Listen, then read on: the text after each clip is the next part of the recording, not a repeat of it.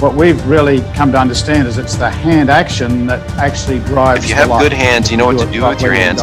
So much works back into the body, and the golfer they're empowered when they know how to use their hands properly. Gentlemen? Thinking club head and ball have same target is wrong. Golf is a two-target game. A to B produces B to T, the ball to the target. Yeah, I think, we've touched on some of that already. Like when you watch a competent striker hit a golf shot, I'll hit a shot and, there's a sense of waggle, a sense of pressure in my feet. Now I know the business end of this golf club is the club head. I've got to send that, at the golf ball to hit a nice crisp shot. And that club is, flying down and out. Now it doesn't, obviously it's attached to me, so it's got elements of up and in, much like a string and a stone if I was spinning that around my hand. So there's an energy going down and out, and the response to that, my body is, rotating in a barrel. There's not a whole lot of lateral motion in an effective swing. So the A to B, right, the club to the ball, so the ball can go to the target, is a really, really important thing, because I think most people are trying to go club to target. They're trying to make a club head go straight. I see it all the time. They're trying to influence the momentum and the inertia of the club head. Peter, what do you have to add about that? Yeah, definitely. Golf is, you're wanting the club to swing naturally around your body, not down the target line. So when you're allowed to do that, you're going to be able to stay much better in balance. And golf is a rotational game. So it's not a lateral game. That's another thing that's probably a lot of people are trying to shift their weight too much, Martin. The idea is you've got a backswing in the backswing, you got foot.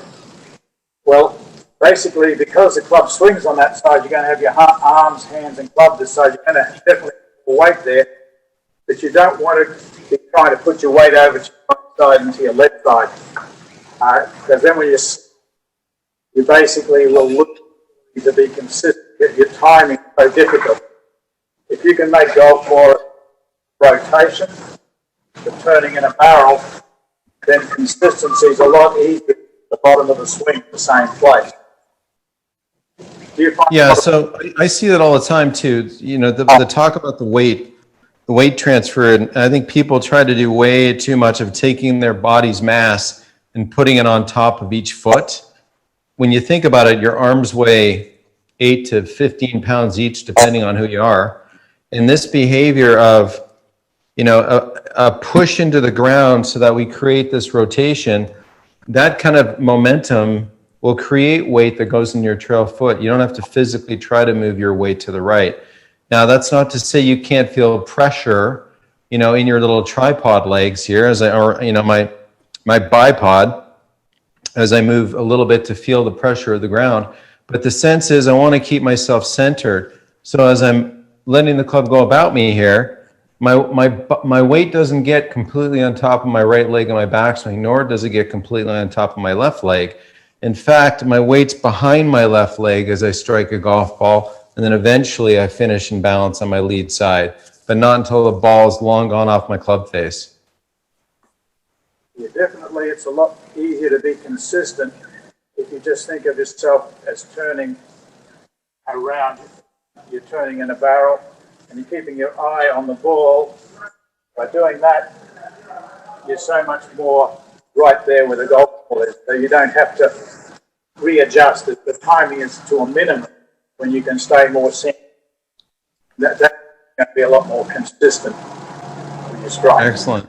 Okay, so let's talk about the impact zone. You want to go into that one for us for a moment? Thanks. Yeah, so impact zone, there's a moment where we're in an event of making both arms go straight.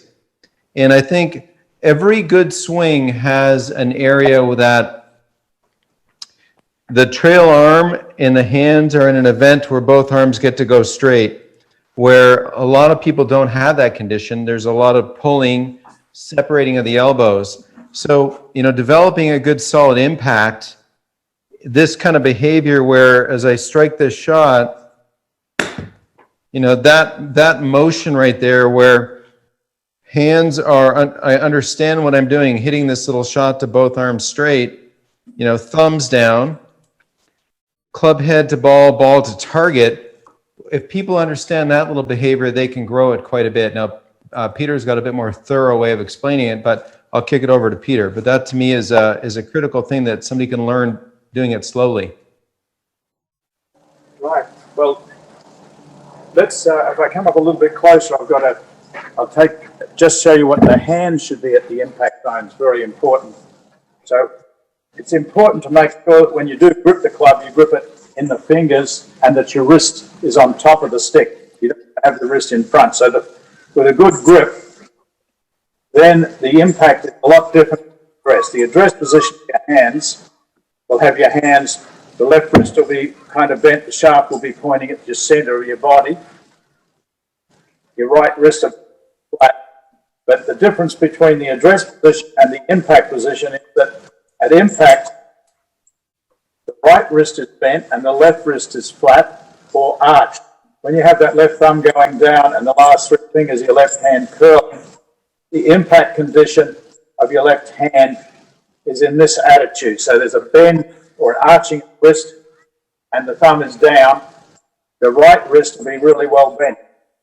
Now when that's happening, when you come down through the shot, you basically have this, the arms go from right arm slightly bent to right arm fully straight. That area there is called the impact. There's a little flat spot in the swing. I go back to where the ball is. This is what Ben Hogan really, Tiger Woods, Lee Trevino, basically all the great ball strikers, you know, today, John Rahm is a great ball striker, but the impact is not a split second. It's the difference between his address in the middle with the handle. Beginning of impact, the hands are way ahead. The right arm is bent, but as you straighten the right arm, that whole zone there is called the impact area, and you want to have that. You don't want to have it being this breakdown of the left wrist and trying to lift the ball. And by being able to learn that impact zone, as opposed to something else, you'll find that you're going to be a lot more consistent with your contact and your pressure on the ball. And I would suggest that basically to learn it, don't start trying to do it with your driver. Just start the difference between address, go to the impact position. This is a drill, you can build your impact. Notice the head stays still. The address position is there, the beginning of impact is there, the end impact is there. So look at front on view. Address and impact are not the same. I know that when a lot of students come to me in the past, that I say, well, can you show me where you'd like to be at impact?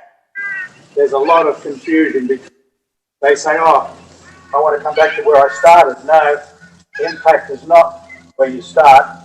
It's where you arrive at for a good shot. So the address position, the hip square, at impact, the hips are way open. At address, your right shoulder is a little lower. At impact, your right shoulder is a lot lower. And that allows the right arm to have a bend and then be able to expand.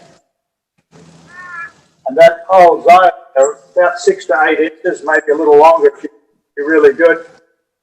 If you hit the ball in that, a better compression, and you're going to be a lot more consistent. And the best is not with the driver. Start with little shots. First of all, what I showed you there, just going from address, the beginning of impact, the end of impact, learning that. When you can feel, okay, I can do that. Now I'm going to make a little backswing and I'm going to build that impact zone. So learn it with a chip shot. When you can learn to do that, then you go on and play a pitch shot. Now, I'm in my brother's backyard here in Brisbane. I'm not going to be hitting pitch shots over there.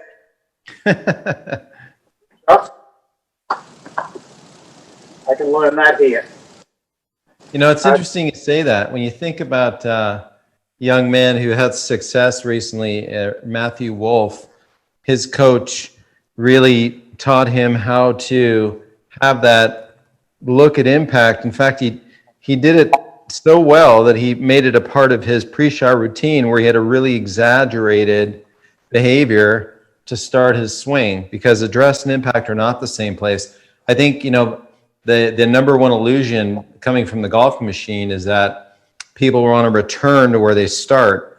And there's a lot of weight in the club head that even though you're trying to go A to B very, very hard with the hands, the body responds, and we have this situation where the club head, it travels behind the hands as a result of Sir Isaac Newton's laws. So understanding that address and impact are two different places, that the right shoulder is a lot closer to what you're hitting.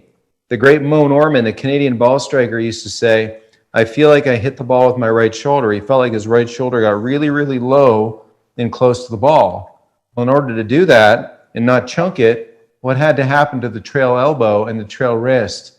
It had to take on more angle to reduce that dimension made up by the shoulder getting closer to the ground. So like Peter's displaying, the pelvis opens, the hands are in that impact condition where the trail arm is getting long, and then once the ball is gone, if you have an elegant finish, perfect. If you have a finish like Arnold Palmer, perfect. The ball doesn't know. It just wants to know that message it gets an impact. Excellent. What we've really come to understand is it's the hand action that actually drives. If you have the life. good hands, you know what to do with your Properly hands. and So much works back into the body, and the golfer they're empowered when they know how to use